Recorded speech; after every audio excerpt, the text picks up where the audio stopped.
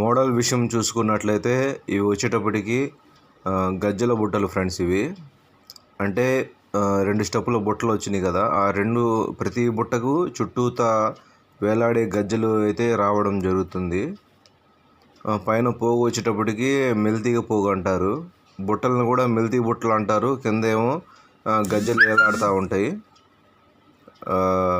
చివర్లో లాస్ట్లో వచ్చేటప్పటికి మనం వీటికి ఒక బంగారపు గజ్జల గుత్తి అయితే పెట్టడం అయితే జరిగింది. అలా పెట్టడం వల్ల కాస్త బారుగా కనబడతాయి, లుక్గా బాగుంటాయి.